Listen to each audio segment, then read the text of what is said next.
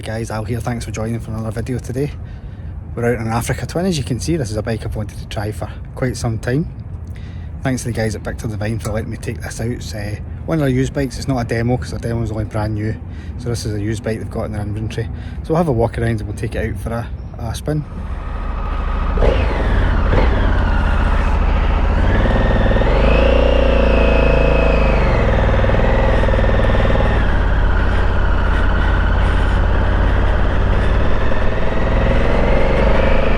Right guys, so test ride today of an Africa Twin. This is a bike I have always been interested in, but at the same time always been worried it's going to be far too big for me. I've said before I'm quite short, I've only got a 29 inside leg, so we'll see how we get on. When I'm on my tippy toes here, but it's manageable.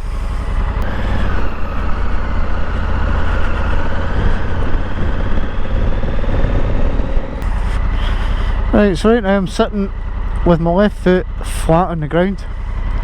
My right foot is on the back brake, and this is perfectly acceptable for weight. I think the curb weight in this is about 225 kilos. So it's a heavy bike, but it's not by any stretch of the imagination an unmanageable bike. Okay, so starting at the front, you've got a I think you said this was a touring screen on this. The model that I'm looking at, it's got a slightly lower screen. Your TFT display at the front there is extremely clear, as you would expect, and below the TFT you've got an LCD display. That's just doubling up because you can use your TFT as a sat nav or like Apple CarPlay and things. So if you did that, obviously you wouldn't have your speedo, so that's where you get your speed and your gear selection down there. The bars on this bike are nice and wide, you've got plenty of leverage on the bars here. Mirrors are pretty good, got perfectly good view behind me. They're just the bog standard Honda mirrors that come on a lot of different bikes nowadays. These are the same mirrors I've got in my Cross Runner, it's the same ones that are on the new Hornet, so I mean they're perfectly adequate. Wind protection on this bike, you've got your hand guards there, but it's going to cut the wind off your hands if you're doing a long bit of touring or whatever. And if you look at the handlebar controls, the left one especially looks quite busy. You don't need to use all those buttons. I'll explain in a wee while what those buttons are for. The right hand side's a bit simpler. You've got your cruise control button to activate it, you've got a wee rocker switch to increase and decrease your speed, and you've got your start stop button.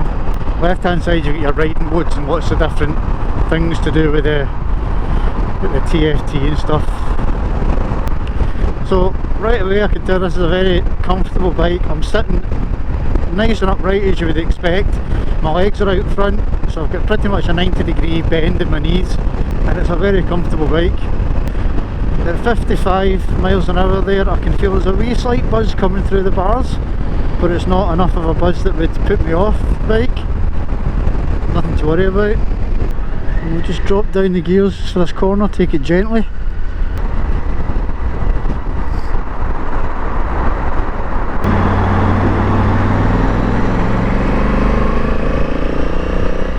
So what we'll do today is we'll take this in my usual loop from up this direction, so it'll be just going through the Clyde Tunnel. We'll take it down the motorway to St James Interchange, Paisley. We'll take it down by the airport.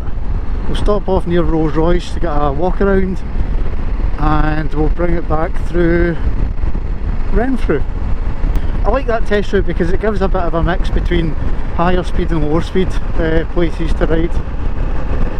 What I'm noticing right away, for my height, this screen is not ideal because I'm looking through the very top of the screen, and the curve in it slightly distorts my vision. So I'd be looking for something either a touch lower or a touch higher. Probably a touch lower, to be fair. Now if you're in the market for one of these bikes, you'll know that it's an off-road. It's designed as an off-road motorcycle. Its primary purpose, a lot of people use them for touring and they're great for touring, but it's primarily for off-road. So of course it does have an off-road mode for your riding. You've got a 21-inch front wheel on the bike, which is great for your off-road credentials because it helps with your rollover of any kind of obstacles and things. However, on the road that can result in some slightly slower handling. So we'll see what it's like when we get the more twistier bits, but unfortunately today I'm not going to really have any twisties to go on because I've only got this for an hour. So that's us up at motorway speeds. I'm getting a wee bit of buffeting round the helmet, but as I said again, I think that's just because of my height. I'm neither up high enough that I'm getting clean air or down low enough that I'm between the under the visor. I'm just at that awkward height. But I've got some lovely weather protection around my legs. I'm not getting any wind blasting my legs, and the handguards are doing a great job. So I'm sitting at 70 miles an hour, which is motorway speed in the UK, 6th gear, doing just about 4,000 revs. Very little buzz at all, nothing through the pegs, nothing through the seat. Tiny bit through the handlebars, but it's barely noticeable. The only thing I'm not keen on is the traction control. I can't reach that on my thumb without the throttle getting a bit weird.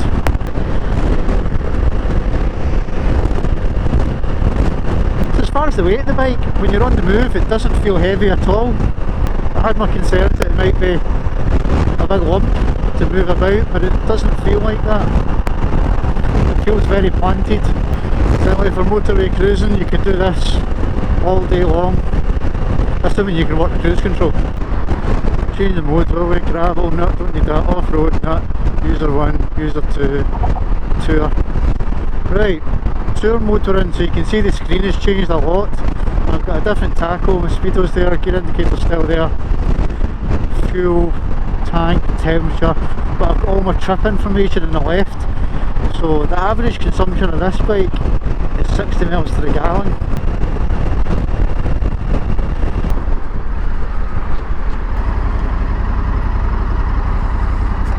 But what I'll say is, although this bike is quite tall, the seat is quite narrow, so I can get my feet down on the ground. I think if I was buying it, I would definitely look at the low seat height, which takes you down to 825 millimeters. I think with that I could probably then look at flat footing the bike.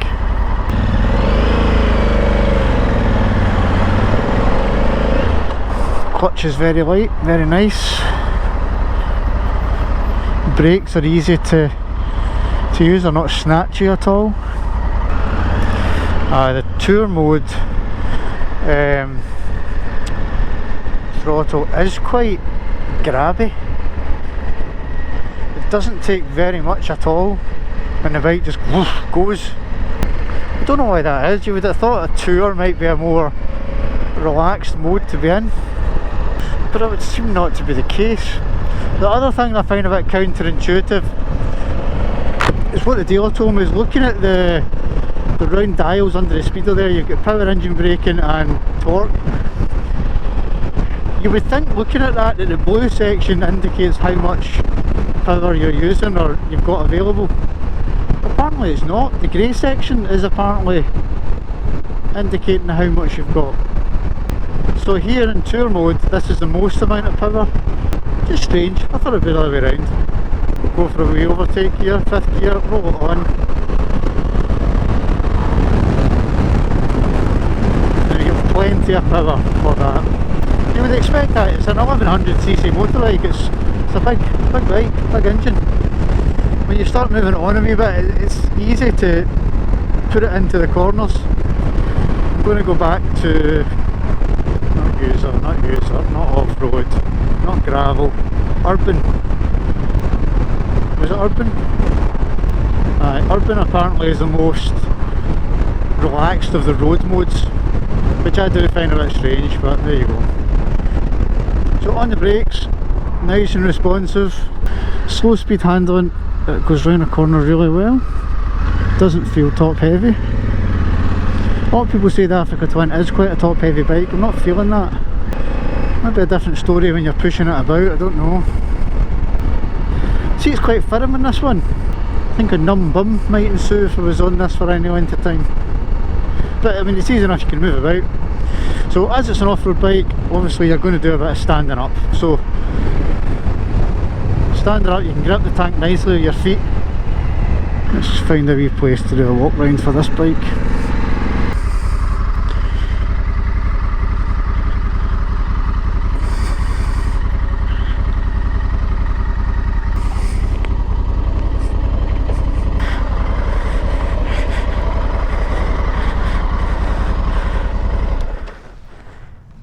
So as most of you know, the Africa Twin is an off-road bike, hence it's quite a big bike, and this physically is a huge bike. Certainly the biggest bike I've ever ridden. 1100cc, 21-inch front wheel, and I think it's a 19-inch rear wheel, but boy is that a nice looking bike. Just have a quick walk around. You've got your twin discs in the front with your Nissan 4-pot calipers. Your upside down suspension. I don't know the size of those forks, but they're big, as you would expect, because they're going to take a bit of a beating from off-road riding. There's your lovely 1100cc twin engine. So obviously, with it being an off-road bike, it's tuned for torque, so all the power you're getting is delivered nice low down in the rev range. Big tank on the bike, so these are used a lot for touring, and I can see why. They're very comfortable and they'll munch up the miles all day long, so it's going to be a perfect touring bike. Single disc on the back, plenty of power in that single disc caliper there. It's really good. You can see the tyres on this one, Bridgestone. They're not an off-road tyre, they're a kind of hybrid tyre, and they've been fine on the road. Standard exhaust.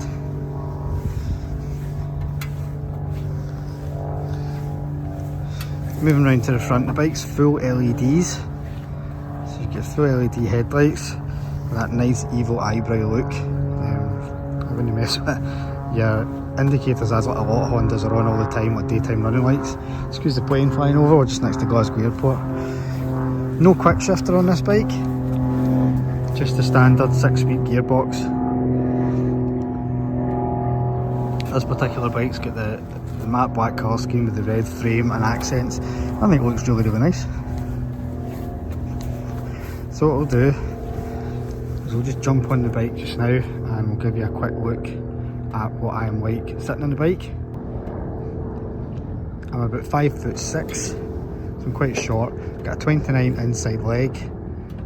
However, I do wear Daytona boots that have got a bit of a heel uplift, so it makes me a wee touch taller.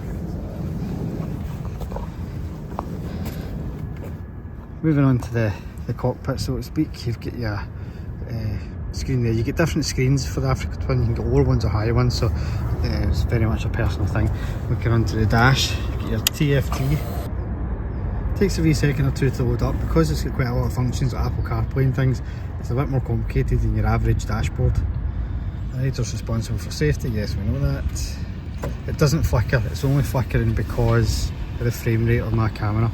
So there you are in our urban mode, so there you can see your speedo, tachometer, fuel gauge. This wee section underneath here is basically duplicated that without a tachometer, so your speed and gear. That's if you're in an off-road mode, for example, you might not have all that information there, so it's duplicated for you. Or if you're using that as a Apple CarPlay and pairing up your phone. Right hand side controls, you've got your cruise control on, speed adjustment, and your start button. Obviously your throttle. Moving on to the left side where it gets a bit busier. You've got your headlights at the top here, so you flick up for a full beam, and you've got a flash to pass. You get phone controls, a function button, just changes various modes and things up there. And then down here you've got lots and lots of buttons. Indicators, horn obviously, hazards. Your up and down buttons are what changes your mode. And then all these are to do with various functions and settings on the bike, but I'm not going to go into that because I've only got this for an hour and we don't have time. There we go. Cracking looking bike. So what we'll do is we'll jump back on and we'll take this back over to the dealership.